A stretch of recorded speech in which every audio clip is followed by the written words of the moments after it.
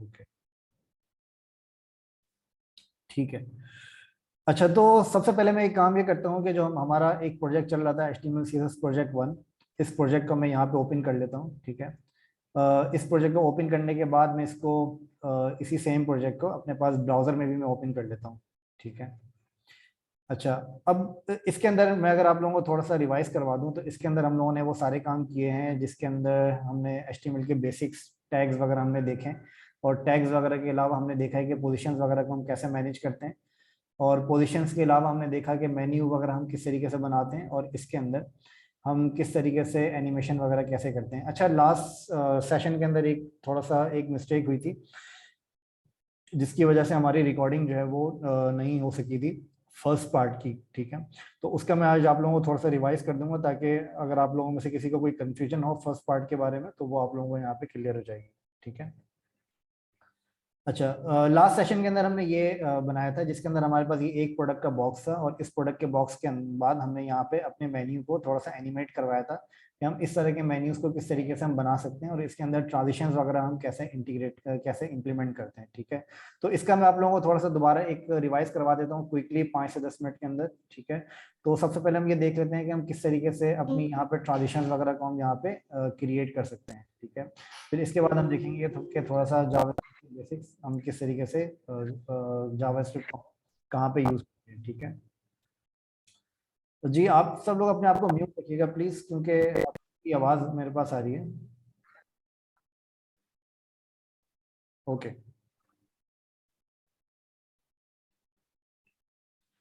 अच्छा, इसके अंदर जैसे कि लास्ट सेशन के अंदर हमने बनाया था menu.html, मैं इसी फाइल को दोबारा ओपन कर लेता हूँ, और इस फाइल को ओपन करने के बाद मैं आपको ये बताता हूँ कि इसके अंदर हम ट्रांजिशन कैसे अप्लाई करते हैं। अगर आप लोगों में से किसी ने अगर वो सेशन मिस कर दिया हो तो आप लोग यहाँ पे इसको ये चेक कर सकते हैं। अच्छा, ट्रांजिशन और ट्रांसफॉर्म ये दो चीज़ें मैंने बताई थी जो कि मैं आपको दोबारा बता देता हूँ। ठीक है। अच्छा, ट्रांजिशंस को मैंने यहाँ से फिलहाल रिमूव कर दिया, और मैंने यहाँ से ओपेसिटी वगैरह को भी मैंने रिमूव कर दिया। ठीक है, ओपेसिटी को भी मैंने यहाँ से रिमूव कर दिया, और जैसे हमने पहले किया था डिस्प्ले नन, और इसको हमने किया था डिस्प्ले ब्लॉक। ठीक है, इसी तरीके से मैं यहाँ पे कर देता हूँ। अच्छा, अब मैं आपको बताता हूँ कि डिस्प्ले नन और ओपेसिटी की हमें कहाँ पे जरूरत पड़ती है और उससे क्या फर्क पड़ता है। ठीक है। अच्छा, अभी अगर आप यहाँ पे इस चीज को अपना नोटिस करें तो यहाँ पर आपके पास अभी आपके पास ये एनिमेट नहीं हो रहा है। आपके पास ये जो ऑब्जेक्ट आ रहा है, जो आपके पास ये एक बॉक्स आ रहा है, ये बॉक्स आपका एनिमेट नहीं हो रहा है। ठीक है, ये एनिमेट क्यों नहीं हो रहा? उसकी वजह ये है कि जैसे मैंने आपको लास्ट सेशन के अंदर बताया था कि जब आप ट्रांजिशंस आप अप्लाई करते हैं तो ट्रांजिशन आपकी डिस्प्ले नन और या डिस्प्ले ब्लॉक के ऊपर काम नहीं करती। ठीक है, तो उसके लिए आपको क्या करना होता है? उसके लिए आपको डिस्प्ले नन और डिस्प्ले ब्लॉक की जगह आपको यहाँ पे यूज करना होता है विजिबिलिटी हिडन। ठीक है, विजिबिलिटी आप यहाँ पे यूज करेंगे हिडन, और यहाँ पे आप यूज करेंगे विजिबिलिटी विजिबल। इससे क्या होगा कि अच्छा, अब यहाँ पे जो हमने बताया भाई, यहाँ पे हमने इसकी बाय डिफॉल्ट हमने इसकी विजिबिलिटी यहाँ पे हमने हिडन रखी हुई है ड्रॉप डाउन की। अच्छा, जिन लोगों ने अभी नया सेशन ये ज्वाइन किया है उनसे मैं रिक्वेस्ट करूंगा कि वो पुराने सेशंस को देख लें ताकि आपको इस कोड के बारे में आइडिया हो जाए कि ये कोड क्या काम करता है और इसके अंदर हमने ग्रेटर देन वगैरह हमने क्यों लगाए। ठीक है, तो इसके बारे में अगर आप पुराने सेशंस को देख लेंगे तो आपको ये बहुत अच्छे तरीके से आपको ये आइडिया हो जाएगा कि हम ये क्यों लगाते हैं। ये बहुत ईजी है, इसमें कोई इतना रॉकेट साइंस नहीं है। ठीक है, तो आप लोग अगर सेशंस को देखेंगे तो आपको आइडिया हो जाएगा। अगर उसके बावजूद भी अगर आप लोगों को नहीं समझ में आए तो प्लीज मुझसे पूछ सकते हैं व्हाट्सएप के ऊपर भी। ठीक है। अच्छा, एनिमेशन ट्रांजिशन अप्लाई करने के लिए हम क्या करते हैं? हम यहाँ पे विजिबिलिटी हिडन यूज करते हैं डिस्प्ले नन की जगह। ठीक है, लेकिन विजिबिलिटी हिडन के साथ साथ हमें क्या करना होता है? हमें और करना होता है। अभी अगर आप देखेंगे तो यहाँ पर अभी भी ट्रांजिशन अप्लाई नहीं हो रही। अगर ट्रांजिशन आपको अप्लाई करना है तो विजिबिलिटी हिडन के साथ साथ आपको दो प्रॉपर्टीज और यूज करनी पड़ेंगी। एक आपकी होगी ओपेसिटी 0, ठीक है, और एक आपकी होगी ओपेसिटी 1। मतलब ये दो अलग अलग प्रॉपर्टीज हैं जिसकी मैंने बाय डिफॉल्ट यहाँ पे इसको इसकी ट्रांसपेरेंसी को मैंने बिल्कुल 0 कर दिया कि अब ये आपको बिल्कुल नजर नहीं आएगी। लेकिन अब जब आप इस एलआई के ऊपर माउस ओवर करेंगे तो आपको क्या होगा? ये ओपेसिटी का आपको 1 यहाँ पर माउस ओवर करने के ऊपर ओपेसिटी की वैल्यू को ये 1 कर देगा। 1 करने से क्या होगा कि जो इसकी ट्रांसपेरेंसी है वो यहाँ पे 100% हो जाएगी। ठीक है, लेकिन अभी भी अगर आप यहाँ पे देखेंगे तो यहाँ पे आपको अभी भी एनिमेशन नजर नहीं आ रही। उसकी वजह ये है कि मैंने आपको बताया यहाँ पे हमें दो प्रॉपर्टीज हमें यहाँ लगानी होती है। एक हमने लगाई ओपेसिटी, और एक हमें बताना होता है ट्रांजिशन। ठीक है, ट्रांजिशन हम फॉर एग्जाम्पल यहाँ पे बताते हैं ट्रांजिशन हम बताते हैं ऑल, और यहाँ पे हम बताते हैं अपनी ट्रांजिशन की ड्यूरेशन। और फिर इसके बाद हम बताते हैं ट्रांजिशन की टाइप। ठीक है, तो ये 3 प्रॉपर्टीज हम यहाँ पे अलग अलग बताते हैं। कि ट्रांजिशन की जो टाइप होती है इसके बारे में आपको नेक्स्ट सेशन के अंदर मैं बताता हूँ, लेकिन इसके अंदर ईज इन और आउट ये आपकी ट्रांजिशन को स्मूथ करता है। स्मूथ का मतलब है कि आपकी ट्रांजिशन को ऐसे नहीं लगता कि वो कोई जर्क नहीं मारती आपकी ट्रांजिशन, तो जो आपकी ट्रांजिशन होती है वो काफी स्मूथली काम करती है। ठीक है, तो इसको अगर मैं यहाँ पे रिफ्रेश करूंगा अपने पेज को, और रिफ्रेश करने के बाद अब अगर मैं यहाँ पे देखूंगा तो यहाँ पर अभी भी ये ट्रांजिशन मेरी अप्लाई नहीं कर रहा। अभी क्यों अप्लाई नहीं कर रहा? अभी ये इसलिए अप्लाई नहीं कर रहा है क्योंकि यहाँ पर मैंने इसके अंदर और भी कुछ काम मैंने किए हुए हैं जो कि जिसकी वजह से ट्रांजिशन अप्लाई नहीं कर रहा। फॉर एग्जाम्पल यहाँ पर अगर मैं नोटिस करूँ तो यहाँ पर मैंने ओपेसिटी 1 यहाँ पे अप्लाई किया हुआ है, और अच्छा ओके, अच्छा, और ये जो ट्रांजिशन मैंने अप्लाई करी है ये मैंने करी है अप्लाई ड्रॉप डाउन के ऊपर। मुझे ये अप्लाई करनी होगी। फॉर एग्जांपल अगर मैं यहाँ पे इसको राइट क्लिक करके चेक करूँ तो मैं चेक करता हूँ कि इसने मेरी ट्रांजिशन को कहाँ पे अप्लाई किया। तो ये डेवलपर टूल मेरा काफ़ी हेल्प करता है। जब भी मैं ट्रांजिशन वगैरह को अप्लाई करने की कोशिश करता हूँ तो ये डेवलपर टूल मेरा काफ़ी हेल्प करता है कि वो प्रॉपर्टीज मेरी सही अप्लाई हो भी रही है या नहीं हो रही। ठीक है, अगर आप यहाँ पे नोटिस करेंगे तो यहाँ पर आपको ट्रांजिशन के यहाँ पे आपको ट्रांजिशन के आगे ऑल 0.3s आपको यहाँ पे ये कट मार्क नजर आ रहा है। ये कट क्यों नजर आ रहा है? क्योंकि आपकी हो सकता है कि आप यहाँ पे जब कोई यहाँ पे टाइप करें तो आपसे कोई स्पेलिंग मिस्टेक्स वगैरह भी हो सकती हैं। तो इसके लिए आप क्या करते हैं, इसके लिए आप यहाँ पे राइट क्लिक करके इंस्पेक्ट करते हैं, और इंस्पेक्ट करने पे आपको ये पता चलता है कि अगर यहाँ पे ये चीज प्रॉपर्टी अप्लाई नहीं हो रही है तो दैट मीन्स कि इसके अंदर आपने कोई ना कोई मिस्टेक करी है। अब जैसे कि इसके अंदर मैंने मिस्टेक ये करी है कि यहाँ पे 0.3 तो मैंने लिख दिया लेकिन यहाँ पे एस लिखना मैं भूल गया। ठीक है, अब एस अगर मैं यहाँ पे नहीं लिखूंगा तो इसका मतलब ये है कि इसको नहीं पता कि ये ट्रांजिशन जो है ये मैं सेकंड में अप्लाई कर रहा हूँ या मिनट्स में अप्लाई कर रहा हूँ। ठीक है, तो मैंने यहाँ पे एस अप्लाई किया। अब आप यहाँ पे देखेंगे तो अब आपको ये बॉक्स आसानी से ट्रांजिशन होता हुआ नजर आ रहा है। ठीक है, तो इस तरीके से आप यहाँ पे ट्रांजिशन आप अप्लाई कर सकते हैं। अच्छा, ये जो ट्रांजिशन मैंने अप्लाई करी है ये मैंने अप्लाई करी है इस ड्रॉप डाउन के टैग के ऊपर, लेकिन मुझे ये ट्रांजिशन अप्लाई ड्रॉप डाउन के टैग के साथ साथ मुझे ये ट्रांजिशन अप्लाई करनी है जो मेरा ये एक जो एट्रीब्यूट है इसके ऊपर भी मुझे ट्रांजिशन अप्लाई करनी है। क्योंकि अभी अगर आप यहाँ पे नोटिस करें तो ये जर्क मार रहा है। ठीक है, अगर मैं इसको ट्रांजिशन अप्लाई करना चाह रहा हूँ तो वो उसके लिए मैं यहाँ पे जो ए का टैग है इसके ऊपर मैं ट्रांजिशन अप्लाई करूंगा। अच्छा, ये वाली चीजें मैंने आपको काफी डिटेल में पहले बताई हुई है। अगेन मैं आपसे कह रहा हूँ कि अगर कोई न्यू स्टूडेंट्स हैं यहाँ पे तो पुरानी वीडियोस को देख लें तो उससे आप लोगों को इस चीज के बारे में आइडिया हो जाएगा। ठीक है, अच्छा, फिर इसके बाद जब आप यहाँ पे माउस ओवर करेंगे तो अब आपको यहाँ पे नजर आएगा कि जो आपकी ट्रांजिशन है वो काफी स्मूथली अब यहाँ पे चल रही है। अब ये जर्क नहीं मार रही है आपकी ट्रांजिशन। ठीक है, तो इस तरीके से आप अपनी ट्रांजिशन को आसानी से यहाँ पे अप्लाई कर सकते हैं। ओके, अच्छा, इसके अलावा जो मैंने यहाँ पे एक ओपेसिटी मैंने यहाँ पे अप्लाई करी हुई है। ओपेसिटी से आप क्या काम कर सकते हैं? ओपेसिटी से आप ये कर सकते हैं कि फॉर एग्जांपल आपको यहाँ पे ये एक बॉक्स यहाँ पे नजर आ रहा है। इस बॉक्स के अंदर आपको यहाँ पे पीछे का बैकग्राउंड आपको यहाँ पे नजर आ रहा है जिसकी वजह ये है कि आपने ये जो ऑरेंज बॉक्स है इसके ऊपर आपने ट्रांसपेरेंसी अप्लाई करी हुई है। ठीक है, ये किस वजह से आपके पास आ रही है? ये आपके पास इस वजह से आ रही है क्योंकि अगर आप यहाँ पे नोटिस करें तो यहाँ पे हमने इस बॉक्स के ऊपर हमने ओपेसिटी हमने अप्लाई करी थी लास्ट टाइम। ठीक है, तो वो ओपेसिटी हमने क्या अप्लाई करी थी? यहाँ पे हमने ओपेसिटी इसकी रखी थी 0.8। अगर मैं इसको फॉर एग्जांपल 0.8 की जगह 0.3 कर देता हूँ और फिर मैं इस पर यहाँ पे चेक करता हूँ तो अब आपको यहाँ पे और ज्यादा ओपेसिटी और ज्यादा ट्रांसपेरेंसी आपको यहाँ पे नजर आएगी। ठीक है, तो जो ओपेसिटी अप्लाई करने के लिए आप यहाँ पे 0 से लेके आप 1 के दरमियान तक कोई भी वैल्यूज आप यहाँ पे लिख सकते हैं ओपेसिटी के लिए। ठीक है, तो ये यूजुअली आप 0 पॉइंट के अंदर आप लिख रहे होते हैं, जिसके अंदर अगर आप 1 करते हैं तो दैट मीन्स कहीं 100%, अगर आप 6 करते हैं तो 0.6 करते हैं तो इसका मतलब है कि ये 60% ओपेसिटी आपकी अप्लाई करेगा। ठीक है, तो इस तरीके से आप अपनी ओपेसिटीज को अप्लाई कर सकते हैं। अच्छा, ये वाला पार्ट आप लोगों को उम्मीद है क्लियर हो गया होगा। अगर इसके अंदर कोई और भी चीज अगर मैंने मिस कर दी थी तो आप लोग मुझे बता दीजिएगा, मैं आप लोगों को एक दफा और मैं इसके बारे में समझा दूंगा। ठीक है, ये क्लियर है? ये क्लियर है आप लोगों को? इसके अंदर अगर किसी का कोई कंफ्यूजन है, कोई क्वेश्चन है किसी का, तो वो पूछ सकते हैं प्लीज। जो ये ट्रांजिशन होती है तो इसको ओवर इफेक्ट के अंदर भी लिख सकते हैं या उससे पहले लिखना पड़ेगा? इसको आप देखें दोनों तरह से आप अप्लाई कर सकते हैं, लेकिन बेहतर ये है कि आप होवर इफेक्ट से पहले आप लिखें। जो आपका पेरेंट होता है होवर इफेक्ट पे आप नहीं लिखें, आप इसके पेरेंट पे यहाँ पे लिख दें आप, तो ये ज्यादा बेहतर तरीका होता है। वरना फिर आपको ये जर्क मारता है ये सब कुछ कुछ ब्राउजर्स के ऊपर। ठीक है, फॉर एग्जाम्पल अगर मैं यहाँ पे अप्लाई कर देता हूँ ऊपर के बजाय, तो अब आप यहाँ पे देखेंगे कि जब मैं इसके ऊपर यहाँ लेके जाता हूँ तो अब ये आपका आउट करने के ऊपर ये ट्रांजिशन आपका अप्लाई नहीं कर रहा। ठीक है, ये आउट करने पर ट्रांजिशन आपका अप्लाई नहीं कर रहा, सिर्फ जब आप इसके ऊपर माउस होवर करते हैं तब अप्लाई करते हैं, माउस आउट करने पे अप्लाई नहीं करते ये, ठीक है। तो बेहतर ये कि आप इसको होवर करने पे नहीं, आप इसको पहले ही आप अप्लाई कर दें, ताकि होवर करने पे भी अप्लाई हो जाएगी और इसके अलावा ये बाय डिफॉल्ट भी अप्लाई हो, ठीक है।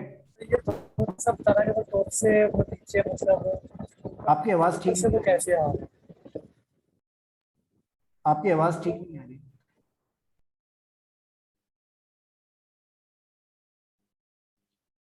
हेलो जी, आपकी आवाज़ ठीक नहीं आ रही है।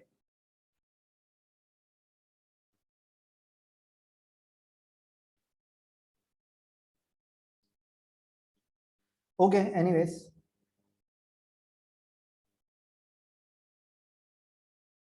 अच्छा मैं आपको बता देता हूँ ये प्रोडक्ट के ऊपर से कैसे आ रहा है। अच्छा, ये प्रोडक्ट के ऊपर से इस वजह से आ रहा है क्योंकि यहाँ पर मैंने यहाँ पर अगर आप नोटिस करेंगे तो यहाँ पर मैंने टॉप -20 पिक्सल इसकी डिफॉल्ट वैल्यू मैंने सेट करी हुई है, और ड्रॉप डाउन के ऊपर मैंने क्या किया हुआ है, टॉप 100% मैंने सेट किया हुआ है, तो इस वजह से ये टॉप के ऊपर से आ रहा है। अगर फॉर एग्जाम्पल यहाँ पे टॉप को मैं माइनस के बजाय अगर मैं यहाँ पे 120% अगर मैं कर दूं फॉर एग्जाम्पल, तो अब ये क्या होगा, अब ये टॉप से नहीं, अब ये बॉटम से आएगा। अगर आप यहाँ पे नोटिस करें तो अब ये बॉटम से आ रहा है, ठीक है। तो इस तरीके से आप ये टॉप एंड बॉटम को इस तरीके से आप मैनेज कर सकते हैं, क्योंकि बाय डिफॉल्ट मैंने इसकी वैल्यू जो रखी है वो मैंने रखी है 140%, और जब आप इसके ऊपर माउस ओवर करेंगे तो इसकी वैल्यू हो जाएगी 100%। तो इस वजह से ये आपके पास नीचे से भी आ सकता है और ऊपर से भी आ सकता है। अगर आप इसका लेफ्ट वगैरह भी अगर आप छेड़ते हैं तो इसके इसके अंदर भी फिर ये आप आसानी आप इसके अंदर और भी पोजीशन आप यहाँ पे मैनेज कर सकते हैं। फॉर एग्जांपल लेफ्ट के बजाय आप यहाँ पे कुछ और भी कर सकते हैं, या फिर आप इसको बैकग्राउंड वगैरह को भी आप मैनेज कर सकते हैं। जैसे फॉर एग्जांपल मैं इसको बताता हूँ by default background colour orange, लेकिन माउस ओवर करने पे मैं बताता हूँ background colour for example white, ठीक है। तो और भी प्रॉपर्टीज के साथ आप यहाँ पे काम कर सकते हैं। अब बाय डिफॉल्ट आपको इसका जो कलर है वो आपको ऑरेंज नजर आ रहा है, लेकिन जैसे ही आप इसके ऊपर माउस ओवर कर रहे हैं तो ये आपका कलर यहाँ पे चेंज कर देता है। तो आप इसके ऊपर कोई भी प्रॉपर्टीज आप अप्लाई कर सकते हैं, और आप कोई भी प्रॉपर्टी आप इस वजह से अप्लाई कर पा रहे हैं क्योंकि यहाँ पर आपने ट्रांजिशन के अंदर आपने ऑल बताया हुआ है। ऑल का मतलब ये होता है कि ये सारी प्रॉपर्टीज जितनी भी होती हैं ये सब के ऊपर ये एप्लीकेबल कर देता है आपकी ट्रांजिशंस को, ठीक है। ओके, अच्छा, ये आई होप क्या ये आप लोगों को क्लियर हो गया पूरी तरीके से। अब मैं आप लोगों को थोड़ा सा बता देता हूँ कि आप लोग जो है इसको जावास्क्रिप्ट को किस तरीके से आप लोग यहाँ पे यूज करते हैं और इसका क्या बेनिफिट क्या होता है जावास्क्रिप्ट का। अच्छा, जावास्क्रिप्ट से पहले मैं एक एचटीएमएल के बारे में थोड़ा सा और आपको बता दूं कि एचटीएमएल के अंदर आपका एक टैग होता है आई फ्रेम का। आई फ्रेम के थ्रू आप क्या काम कर सकते हैं, फॉर एग्जाम्पल मैं यहाँ पर एक बनाता हूँ आई फ्रेम, ठीक है। अच्छा, आई फ्रेम क्या होता है, आई फ्रेम के अंदर आप कोई भी third party website, third party से मुराद के कोई आप कोई भी दूसरी वेबसाइट का लिंक आप अपनी वेबसाइट के अंदर एम्बेड करवा सकते हैं। एम्बेड का मतलब है कि आप अपनी वेबसाइट के अंदर प्लेस कर सकते हैं, ठीक है। तो वो प्लेस करने के लिए आपको यहाँ पे कुछ चीजें आपको रिक्वायर्ड होती हैं। फॉर एग्जाम्पल आपको यहाँ पे एक टैग रिक्वायर्ड होगा जिसको आप कहते हैं आई फ्रेम। आई फ्रेम आप इस टैग को कहते हैं। फिर इसके बाद आप यहाँ पे डिफाइन करते हैं। अच्छा, इसके बाद अच्छा आप इसका मैं एक यूज केस आपको बता दूं। इसका यूज केस आपका ये हो सकता है कि फॉर एग्जांपल आपने देखा होगा बहुत सारी वेबसाइट्स के ऊपर गूगल मैप, ठीक है। अगर आप यहाँ पे गूगल मैप सर्च करें, फॉर एग्जांपल मैं यहाँ पे सर्च करता हूँ पाकिस्तान, ठीक है, तो पाकिस्तान का आपको एक गूगल मैप आपको नजर आएगा इस तरह का। अच्छा, अगर आपको फॉर एग्जांपल ये पाकिस्तान का गूगल मैप आपको अपने ये पाकिस्तान का गूगल मैप आपको अपनी वेबसाइट के ऊपर प्लेस करना है, तो इसको प्लेस करने के लिए आपके पास आप क्या कर सकते हैं, इसको प्लेस करने के लिए आप यहाँ पे एम्बेड अ मैप के ऊपर जब आप क्लिक करेंगे तो आपको यहाँ पे नजर आएगा, ये आपको एक आई फ्रेम देता है। आई फ्रेम देने का मकसद इसका ये होता है कि अगर आप यहाँ पे आई फ्रेम के अंदर अगर आप यहाँ पे नोटिस करेंगे तो यहाँ पे आपको काफी सारी प्रॉपर्टीज आपको नजर आएंगी, ठीक है। एक प्रॉपर्टी इसके अंदर आपके पास होती है एसआरसी की, और दूसरी प्रॉपर्टी आपके पास होती है width, height, style, allow full screen loading और रेफर पॉलिसी, ठीक है। इन सबको मैं फिलहाल हटा देता हूँ और मैं आपको सिर्फ एसआरसी का मैं आपको बताता हूँ, ठीक है। अब अच्छा, आई फ्रेम का जैसे मैंने आपको बताया कि आई फ्रेम क्या काम करता है, आई फ्रेम आपका वो काम ये काम करता है कि जो दूसरी वेबसाइट्स हैं आपकी, उन वेबसाइट्स को अगर आपको अपने पेज के ऊपर कहीं पे प्लेस करना हो तो वो काम आप आई फ्रेम के थ्रू आप कर सकते हैं, ठीक है। तो उसको करने के लिए आपको यहाँ पे एक आई फ्रेम का टैग आपको यहाँ पे लगाना पड़ेगा, और आई फ्रेम का टैग लगाने के बाद अब आप जब यहाँ पे आप उसको रिफ्रेश करेंगे तो आपको यहाँ पे आई फ्रेम यहाँ पे आपको नजर आएगा, जो कि आपका जो कि इसकी बाय डिफॉल्ट विड्थ और हाइट इसने मैनेज करी है, ठीक है। अगर आप अपनी विड्थ और हाइट देना चाहें तो आप इसको अपनी विड्थ और हाइट भी यहाँ पे आप दे सकते हैं। फॉर एग्जांपल यहाँ पर मैं विड्थ देता हूँ अपनी 100%, ठीक है। इसको अगर मैं यहाँ पे रिफ्रेश करूंगा तो आपको इसकी विड्थ 100% आपको यहाँ पे नजर आएगी, ठीक है। इसी तरीके से अगर मैं इसकी कोई हाइट अप्लाई करना चाहूँ तो हाइट भी मैं इसकी इस तरह से अप्लाई कर सकता हूँ। फॉर एग्जाम्पल मैं इसकी हाइट अप्लाई करता हूँ, फॉर एग्जाम्पल 400 पिक्सल, 400 px। इसी तरीके से मैं इसकी हाइट भी अप्लाई कर सकता हूँ, जैसे कि आप यहाँ पे देखेंगे तो इसकी हाइट आपकी 400 px आ रही है। लेकिन अगर मैं इसके ऊपर कोई और यूआरएल भी अप्लाई करना चाहूँ तो मैं और दूसरा यूआरएल भी अप्लाई कर सकता हूँ, जैसे कि ये वाला आई फ्रेम तो मैंने लगाया था जो कि गूगल मैप से मैंने एम्बेड किया था। लेकिन अगर आप यहाँ पे कोई और भी यूआरएल आप देते हैं तो आप वो यूआरएल भी यहाँ पे अपने पास ओपन कर सकते हैं। जैसे कि फॉर एग्जाम्पल मेरे पास एक वेबसाइट है winjoy.ae करके, ठीक है। इस वेबसाइट को अगर मैं अपने पास आई फ्रेम के अंदर ओपन करना चाहूँ तो इस वेबसाइट को भी मैं अपने पास आई फ्रेम में ओपन कर सकता हूँ। लेकिन इसके अंदर कुछ ऐसी वेबसाइट्स होती हैं जिनको आप जो वेबसाइट्स आपको अलाउ नहीं करती आई फ्रेम के अंदर। आई थिंक गूगल की जो वेबसाइट आपकी होती है इसको आप आई फ्रेम के अंदर ओपन नहीं कर सकते मेरे ख्याल से। मैं इसको चेक कर लेता हूँ क्योंकि कुछ अर्से पहले तक गूगल ने इसको अलाउ नहीं किया हुआ था।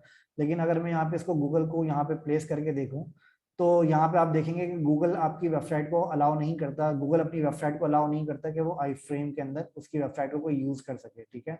तो इस तरह की जो चीजें आपके पास होती हैं वो आप आई फ्रेम के अंदर आप यूज कर सकते हैं। लेकिन कुछ वेबसाइट्स ऐसी होती हैं जो कि आपको अलाउ नहीं करती आई फ्रेम के अंदर उन वेबसाइट्स को यूज करना, ठीक है।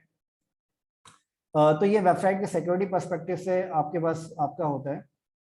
अच्छा, यूट्यूब का भी आप मतलब हर वेबसाइट को आप यहाँ पे लगा के चेक कर सकते हैं। अगर आपको फॉर एग्जाम्पल कोई भी वेबसाइट आप यहाँ पे लगाना चाहें तो आप अपनी वेबसाइट्स को यहाँ पे सिंपल प्लेस करें और प्लेस करने के बाद आप यहाँ पे अगर चेक करें तो आपको पता चल जाएगा कि वो अलाउ करता है या नहीं करता है। तो यूट्यूब भी आपकी वेबसाइट्स को अपनी वेबसाइट को अलाउ नहीं करता आई फ्रेम के अंदर, ठीक है। तो इस तरह की और भी काफी सारी वेबसाइट्स है जो कि अलाउ नहीं करती सिक्योरिटी पर्सपेक्टिव की वजह से, ठीक है। अच्छा, और इसके अलावा एक दो चीजें और इसके अंदर होती हैं। फॉर एग्जांपल आप इस आई फ्रेम के अंदर आप कोई भी कंटेंट को आप मॉडिफाई नहीं कर सकते, ठीक है। मतलब अगर आप ये चाहें कि आप इस आई फ्रेम के अंदर इस winjar.ae के कंटेंट को आप मॉडिफाई करना चाहें तो आप वो काम नहीं कर सकते। ये सिर्फ आप इतना इसका एक्सेस आपके पास सिर्फ इतना होता है कि आप आई फ्रेम के अंदर आप इन वेबसाइट्स को लोड कर सकते हैं, लेकिन इसके अंदर का कोई भी कंटेंट आप चेंज नहीं कर सकते। फॉर एग्जांपल अगर आप चाहें कि ये वाला कंटेंट आपका चेंज हो जाए इस वेबसाइट पे इंप्लीमेंट करने के बाद तो आप ये काम नहीं कर सकते, ठीक है।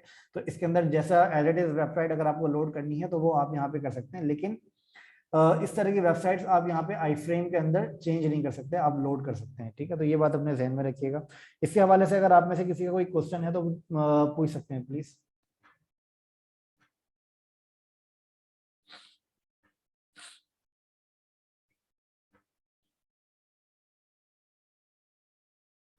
जी, ऑल क्लियर। Okay, nice. अच्छा, ओके। अच्छा, आई फ्रेम तो हमने यहाँ पे देख लिया कि आई फ्रेम को हम कैसे यूज करते हैं, लेकिन इसके अंदर हमारे पास अच्छा, अगर आपको जावास्क्रिप्ट अपने पेज पे यूज करनी हो तो वो आप कैसे यूज करेंगे। अच्छा, एक बात ध्यान में रखें कि जावास्क्रिप्ट यूज करने के लिए आपको कोई भी सेपरेट लाइब्रेरी आपको यूज करने की जरूरत नहीं होती है। आप जावास्क्रिप्ट को मैनुअली आप यूज कर सकते हैं बगैर कोई भी लाइब्रेरी इंपोर्ट करवाए हुए, ठीक है। अच्छा, जावास्क्रिप्ट जो आपकी होती है वो आपकी होती है ब्राउजर बेस। ब्राउजर बेस का मतलब ये होता है कि जावास्क्रिप्ट आपके ब्राउजर जो है वो अंडरस्टैंड करता है। मतलब जो आपके ब्राउजर्स होते हैं जैसे कि क्रोम है, सफारी है, या फिर इसके अलावा जो आपके इंटरनेट एक्सप्लोरर है या फिर फायरफॉक्स है, तो जो भी आपके ब्राउजर्स होते हैं तकरीबन हर ब्राउजर आपकी जावास्क्रिप्ट को अच्छे तरीके से समझते हैं और जावास्क्रिप्ट को यहाँ पे आसानी से रेंडर कर देते हैं, ठीक है। तो जावास्क्रिप्ट यूज करने के लिए आपको जावास्क्रिप्ट आप कब यूज करते हैं और इसका यूज केस क्या होता है। अच्छा, जावास्क्रिप्ट का यूज केस ये होता है कि फॉर एग्जांपल आप मैं यहाँ पे एक नया पेज यहाँ पे मैं क्रिएट करता हूँ। इस नए पेज का नाम मैं रख देता हूँ फॉर एग्जांपल जावास्क्रिप्ट इंट्रोडक्शन, ठीक है। यहाँ पर मैं एक पेज बनाता हूँ, इसका नाम मैं रख देता हूँ जावास्क्रिप्ट इंट्रोडक्शन। या फिर मैं ये भी कर सकता हूँ कि यहाँ पे पेज के बजाय यहाँ पर मैं एक डायरेक्टरी बना दूँ। मतलब जैसे अभी तक हमने डायरेक्टरी यहाँ पे नहीं बनाई थी, मैं यहाँ पे एक डायरेक्टरी बना दूँ। इस डायरेक्टरी का नाम मैं रख देता हूँ फॉर एग्जाम्पल जावास्क्रिप्ट। इस डायरेक्टरी का नाम मैं रख देता हूँ जावास्क्रिप्ट। और इसके अंदर मैं एक फाइल में क्रिएट कर देता हूँ, इस फाइल का मैं नाम रख देता हूँ इंट्रोडक्शन। ठीक है, तो इसका मतलब ये है कि अब अगर मैं अपनी इस इंट्रोडक्शन की फाइल को अगर मुझे एक्सेस करना होगा, तो इसको एक्सेस करने के लिए मुझे क्या करना होगा, अपनी डायरेक्टरी के अंदर जाना होगा। डायरेक्टरी मेरी कौन सी है, डायरेक्टरी का नाम है मेरा जावास्क्रिप्ट, और जावास्क्रिप्ट के अंदर मेरी फाइल का नाम है इंट्रोडक्शन। ठीक है, ये मेरी फाइल का नाम है इंट्रोडक्शन जावास्क्रिप्ट और introduction.html। लेकिन अब अगर आप यहाँ पे नोटिस करेंगे तो यहाँ पर हमने जो CSS वगैरह का हमने पाथ दिया हुआ है, ये पाथ अब हमारा यहाँ पे इस तरीके से काम नहीं करेगा। उसकी वजह ये है कि ये एसेट्स अब जो है ये जावास्क्रिप्ट के फोल्डर के अंदर से लिंक हुआ हुआ है, जो कि हमें इसको एक लिंक पीछे जाना पड़ेगा, क्योंकि जावास्क्रिप्ट का की जो फाइल है हमारी, वो है हमारी introduction.html। और हमारी जो CSS वाली फाइल है, ये CSS वाली फाइल हमारी कहाँ पर पड़ी हुई है, ये CSS वाली फाइल हमारी प्लेस हुई हुई है एसेट्स के अंदर, जो कि इंट्रोडक्शन की डायरेक्टरी जो है उससे बाहर है। तो एक डायरेक्टरी बाहर जाने के लिए हमें यहाँ पे डबल डॉट और स्लैश हमें लगाना पड़ता है। ठीक है, ये आप लोगों के लिए आई थिंक ये नई चीज़ है, हमने ये चीज़ पहले इंप्लीमेंट नहीं करी थी। अच्छा, इसको अच्छा, अब यहाँ पे जैसे कि मैंने यहाँ पे डबल डॉट और स्लैश मैंने लगाया, तो इसका मतलब ये है कि मैं यहाँ पे एक डायरेक्टरी बैकवर्ड चला गया। ठीक है, एक डायरेक्टरी बैकवर्ड जाने के लिए मैंने डबल डॉट और स्लैश मैंने लगाया। लेकिन अगर यहाँ पे मेरे पास और भी डायरेक्टरीज हों, तो हर डायरेक्टरी को बैक करने के लिए मुझे यहाँ पे डबल डॉट स्लैश लगाना पड़ेगा। जैसे कि अगर आपके पास यहाँ पे एक और फोल्डर बना हुआ हो जावास्क्रिप्ट के फोल्डर के अंदर, और उसके बाद फिर आपको यहाँ पे कोई चीज एसेट से लिंक करना पड़ेगी, तो उसके लिए आपको एक एक डायरेक्टरी पीछे जाना पड़ेगा। लेकिन अभी हमारी जो डायरेक्टरी है वो हमारी एक ही डायरेक्टरी पीछे है, तो हम यहाँ पे क्या करेंगे, एक दफा हम डबल डॉट स्लैश लगाएंगे। तो इससे ये क्या होगा, इससे हमारी जो मेन्यू वाली जो फाइल है वो आसानी से इसको मिल जाएगी। लेकिन इसको डिबग करने का एक तरीका और भी होता है, वो ये होता है कि फॉर एग्जाम्पल आपने यहाँ पे एक पेज को अपने रिफ्रेश किया, और रिफ्रेश करने के बाद आप यहाँ पे नोटिस कर रहे हैं कि आपने यहाँ पे अपनी CSS को तो कॉल किया हुआ है, लेकिन वो CSS आपके पास यहाँ पर नहीं आ रही। अच्छा, इसको देखने के लिए आप सिंपल यहाँ पे क्या करेंगे, आपके पास यहाँ पे दो टैब्स हैं, एक है आपका कंसोल और एक है आपका नेटवर्क। इन दोनों टैब्स के जरिए आप यहाँ पे पता कर सकते हैं कि आपके पास कौन सी फाइल के अंदर एरर आ रहा है। ठीक है, अच्छा, नेटवर्क के टैब के अंदर जो भी आपकी फाइल्स आपने कॉल करी हुई है, वो फाइल्स के लिंक्स आपको यहाँ पे नजर आ जाएंगे जिसके अंदर एरर आ रहा है। अब फॉर एग्जांपल आप यहाँ पे जाएंगे तो आपको यहाँ पे नजर आएगा एरर, जो कि आपको ऑब्वियसली ये फाइल नहीं मिल रही है, इसको इस वजह से ये एरर आ रहा है। ठीक है, अगर आप यहाँ पे जाएंगे तो यहाँ पर भी आपको एरर नजर आएगा। फॉर एग्जाम्पल यहाँ पर आपका एरर है 404 नॉट फाउंड। ठीक है, तो इस तरह के एरर्स आपको यहाँ पे नजर आएंगे, जो कि आपको रिजॉल्व करने होंगे अपनी फाइल्स को प्रॉपरली यहाँ पे गेट करने के लिए। अच्छा, इसका मतलब ये है कि ये वाली जो फाइल्स हैं आपकी, ये वाली फाइल्स यहाँ पर नहीं मिल रही हैं, इसको इस वजह से आपके पास ये एरर्स आ रहे हैं। इनको रिजॉल्व करने के लिए, जैसे फॉर एग्जांपल menu.css के अंदर एरर आ रहा है फाइल नॉट फाउंड, अगर आप यहाँ पे देखेंगे error underscore file not found. ठीक है, तो ये एरर आपके पास आ रहा है menu.css की फाइल में। इसको रिजॉल्व करने के लिए आप सिंपली अगर इसका पाथ आप यहाँ पे ठीक दे देंगे, तो आपके पास ये एरर यहाँ से रिमूव हो जाएगा। अब अगर आप यहाँ पे नोटिस करें तो आपके पास menu.css वाला एरर यहाँ से चला गया, लेकिन अभी भी आपके पास product_1 का एरर आपके पास अभी भी आ रहा है। ठीक है, इसको रिजॉल्व करने के लिए आप सिंपल क्या करेंगे, इसको रिजॉल्व करने के लिए आप सिंपल ये करेंगे, फिलहाल मैं ये करता हूँ कि यहाँ से मैं इस पूरे कोड को मैं रिमूव कर देता हूँ, क्योंकि इस कोड की मुझे अभी यहाँ पे फिलहाल जरूरत नहीं है। ठीक है, क्योंकि हम यहाँ पे जावास्क्रिप्ट का इंट्रोडक्शन हम यहाँ पे देख रहे हैं, तो यहाँ पे मैं सिंपल एक हेडिंग दे देता हूँ H1, और इसके अंदर मैं रख देता हूँ इंट्रोडक्शन। ठीक है, और यहाँ पे मैं कॉल कर देता हूँ जावास्क्रिप्ट इंट्रोडक्शन।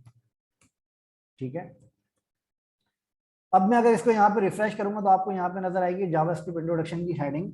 ठीक है, अच्छा, ये जो जावास्क्रिप्ट इंट्रोडक्शन की हेडिंग आपको यहाँ पे नजर आ रही है। अच्छा, अब इसके अंदर मैं आपको ये बता दूं कि जावास्क्रिप्ट का यूज केस आपके पास क्या होता है, और आप क्यों इसको, आपको जावास्क्रिप्ट की जरूरत आपको क्यों महसूस होती है और क्यों आप यूज करते हैं। ठीक है, अच्छा, तो इसके लिए सबसे पहले आप ये समझें कि HTML और CSS से आप क्या काम करते हैं। HTML और CSS से आप ये काम करते हैं कि आप अपनी वेबसाइट के ऊपर आप वो डेटा रेंडर करते हैं जो कि आपको डिस्प्ले करना होता है HTML के जरिए। ठीक है, तो आपको अपनी वेबसाइट के ऊपर जो भी डेटा आपको रेंडर करना होता है वो आप HTML के जरिए करते हैं। HTML के बगैर आप अपनी वेबसाइट के ऊपर कोई भी डेटा आप प्रेजेंट नहीं कर सकते, आप डिस्प्ले नहीं कर सकते विदाउट HTML। ठीक है, तो HTML लिखना आपको जरूरी होती है। अच्छा, और CSS आप क्यों यूज करते हैं, उस HTML का जो डेटा आपने डिस्प्ले किया है उस डेटा को स्टाइल करने के लिए आप CSS को यूज करते हैं। ठीक है, लेकिन अगर आपको और भी ज्यादा फंक्शनैलिटी अगर आपको ऐड करनी है अपनी वेबसाइट्स के ऊपर, अपनी वेबसाइट के ऊपर या अपनी वेबसाइट के ऊपर, तो उसको आप क्यों, उसके लिए फॉर एग्जांपल अगर आपको एक फंक्शनैलिटी ऐड करनी है कि फॉर एग्जांपल आप यहाँ पे किसी बटन पे आप क्लिक करें। अच्छा, अब अगर मैं यहाँ पे एक बटन पे क्लिक करूँ, फॉर एग्जांपल बटन का नाम है मेरे पास मैं यहाँ पे एक बटन बना देता हूँ, इस बटन के ऊपर मैं रख देता हूँ क्लिक कोलैप्स, या एक बटन में बना देता हूँ, इसका मैं नाम रख देता हूँ शो अलर्ट।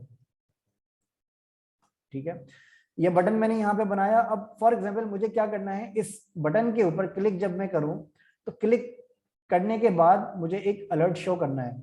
अच्छा, वो अलर्ट, अच्छा जो क्लिक की फंक्शनैलिटी है, वो क्लिक की फंक्शनैलिटी आपको HTML भी नहीं देता है और आपको जावास्क्रिप्ट भी नहीं देता है, और सॉरी HTML भी नहीं देता और CSS भी नहीं देता। ठीक है, तो उसको क्लिक के इवेंट्स को गेट करने के लिए आपको क्या करना पड़ेगा, आपको जावास्क्रिप्ट यूज करनी पड़ेगी, क्योंकि जावास्क्रिप्ट के पास ये, जावास्क्रिप्ट के अंदर ये पॉसिबिलिटी है कि आपके पास मल्टीपल इवेंट्स आपको मिलते हैं। इवेंट्स आपके क्या होते हैं, इसको आप एक्शंस भी कह सकते हैं।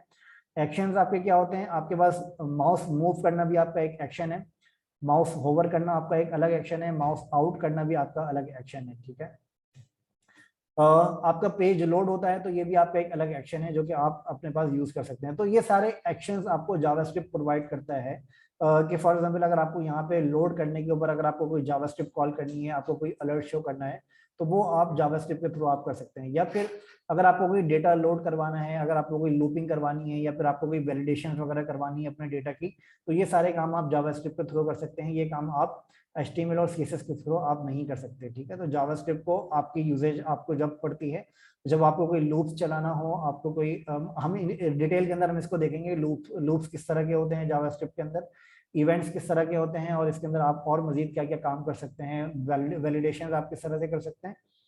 ये सारी चीजें हम डिटेल के अंदर देखेंगे आने वाले सेशंस के अंदर, लेकिन फिलहाल मैं आपको सिर्फ जावास्क्रिप्ट का इंट्रोडक्शन दे रहा हूँ कि हमें जावास्क्रिप्ट की कहाँ पे नीड पड़ती है। ठीक है, अब अगर मैं आपको इसका थोड़ा सा यूज केस अगर मैं आपको बताऊं, फॉर एग्जांपल आपके पास एक वेबसाइट है, वेबसाइट का नाम है आपके पास fortunes.com।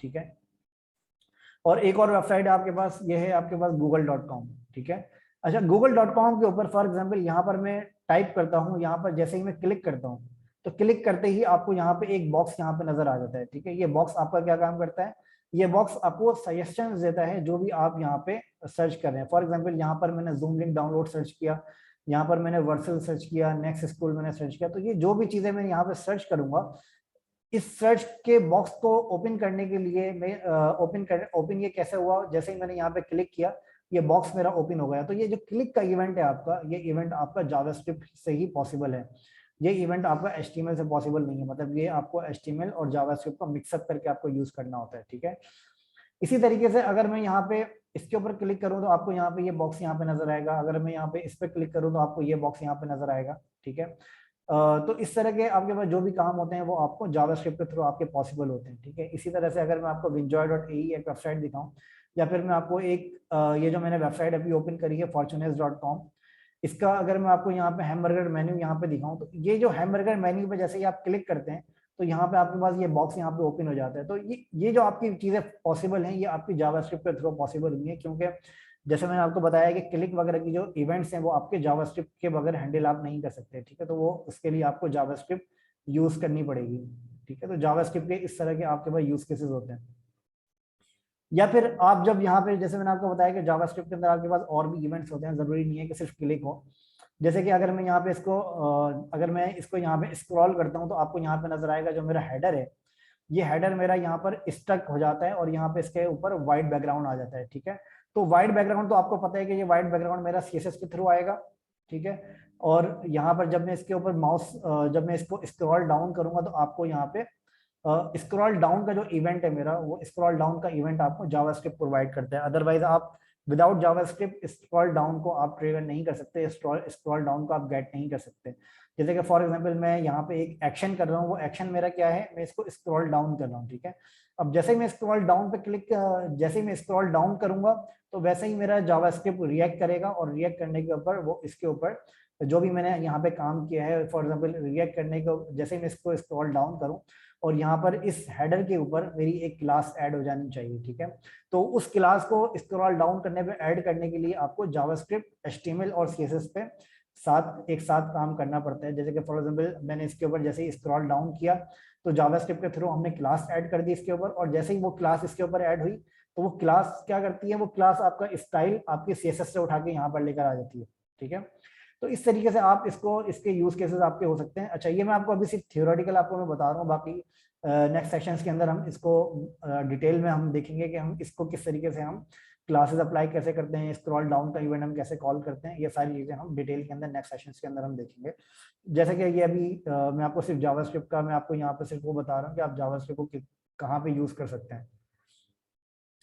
ठीक है, अच्छा, अब इसके अंदर फॉर एग्जांपल मैं यहाँ पे कोई भी एक प्रोडक्ट में यहाँ पे बाय करता हूँ, तो इस प्रोडक्ट को बाय करने के लिए आपको यहाँ पे एक फॉर्म नजर आएगा। अब फॉर्म के अंदर क्या है कि फॉर एग्जांपल यहाँ पर मैं अभी लॉगिन नहीं हूँ, तो लॉगिन नहीं हूँ तो ये क्या करता है, लॉगिन नहीं हूँ तो यहाँ पे ये मुझे लॉगिन का फॉर्म यहाँ पे दे देता है। ठीक है, अब जैसे ही मैं सेंड ओटीपी पे क्लिक करूंगा तो आपको यहाँ पर नजर आएगा कि ये इसने मुझे लॉगिन नहीं किया। इसने मुझे लॉगिन क्यों नहीं किया, उसकी वजह यह है कि यहाँ पर मैंने कोई डेटा इंटर नहीं किया। अब यहाँ पे जो डेटा मेरे पास आ रहा है वो आ रहा है please correct the format of phone number. ठीक है, मतलब यहाँ पे मैंने फोन नंबर इंटर नहीं किया, तो ये जो वैलिडेशन वगैरह आपकी होती हैं ये आपकी जावास्क्रिप्ट के थ्रू बहुत आसानी से हैंडल हो जाती हैं। ठीक है, लेकिन एक बात ध्यान में रखिएगा कि जावास्क्रिप्ट आपकी जो है वो क्लाइंट साइड लैंग्वेज है, सर्वर साइड लैंग्वेज नहीं है। अगर आप जावास्क्रिप्ट को नोड जेएस के साथ अगर आप यूज करते हैं तो ये आपका सर्वर साइड लैंग्वेज आपकी बन जाती है, लेकिन आपकी प्योरली जावास्क्रिप्ट आपकी क्लाइंट साइड लैंग्वेज है। क्लाइंट साइड का मतलब ये है कि ये आपकी ब्राउजर के ऊपर काम करती है, सर्वर्स के ऊपर काम नहीं करती। ठीक है, अच्छा, अब जैसे कि मैंने यहाँ पे एक यहाँ पे बटन बनाया शो अलर्ट का। ठीक है, अच्छा, अब यहाँ पे मुझे क्या करना है, जावास्क्रिप्ट को लिखने के लिए आपको सिंपल ये करना होता है कि आपको यहाँ पे एक स्क्रिप्ट का टैग आपको यहाँ पे लगाना होता है। ठीक है, और स्क्रिप्ट का टैग लगाने के बाद आपके पास यहाँ पे एक ऑप्शन होता है जिसके अंदर आप इसकी टाइप भी डिफाइन कर सकते हैं। टाइप के अंदर आप इसकी डिफाइन कर सकते हैं टेक्स्ट/जावास्क्रिप्ट। ठीक है, अगर आप यहाँ पे इसको डिफाइन नहीं भी करें तब भी ये गेट कर देता है कि ये आप जावास्क्रिप्ट यहाँ पे लिख रहे हैं। ठीक है, अब फॉर एग्जांपल यहाँ पर मैंने क्या किया, सिर्फ मैंने यहाँ पे स्क्रिप्ट लगाया, और स्क्रिप्ट लगाने के बाद मैं यहाँ पे क्या करता हूँ, मैं यहाँ पे सिंपल काम करता हूँ, अलर्ट मैं यहाँ पे शो करवाता हूँ। अच्छा, एक बात ध्यान में रखिएगा कि जब भी आप जावास्क्रिप्ट के अंदर कोई भी इस तरह की चीज आप कॉल करें जिसके अंदर आपके पास ये ब्रैकेट्स आपके पास क्लोज हो रहे हो या ओपन हो रहे हो और क्लोज हो रहे हैं, मतलब आप जब भी यहाँ पे ये वाला जब भी आप यहाँ पे इस वाले सिंटेक्स को देखेंगे तो आपको फौरन ये समझ में आ जाना चाहिए कि जो भी ये सिंटेक्स है ये आपका फंक्शन का सिंटेक्स है। ये फंक्शन क्या होते हैं ये मैं आपको बाद में बताऊंगा फंक्शंस क्या होते हैं, लेकिन आप सिर्फ ये ध्यान में रखिएगा फिलहाल कि जब भी आप यहाँ पे इस तरह के सिंटेक्स को आप यहाँ पे कॉल करते हैं, जैसे कि फॉर एग्जांपल यहाँ पे मैंने लिखा अलर्ट, तो इसका ये मतलब है कि अलर्ट जावास्क्रिप्ट का एक फंक्शन है जिसको आप अप्लाई करके, जिसको आप कॉल करके आप कोई भी अलर्ट यहाँ पे डिस्प्ले करवा सकते हैं। ठीक है, फॉर एग्जाम्पल यहाँ पर मैं डिस्प्ले करवा देता हूँ this is my alert box. ठीक है, अच्छा, जैसे ही मैं इसको सेव करता हूं तो सेव करने के बाद आप यहाँ पे पेज को रिफ्रेश करेंगे और रिफ्रेश करते ही आपको यहाँ पे एक अलर्ट बॉक्स यहाँ पे नजर आ जाएगा। ठीक है, अच्छा, ये अलर्ट बॉक्स मैंने जो शो करवाया है अभी, ये अलर्ट बॉक्स मैंने शो करवाया है जब मैंने इसके ऊपर क्लिक किया है। ठीक है, लेकिन अगर आप सॉरी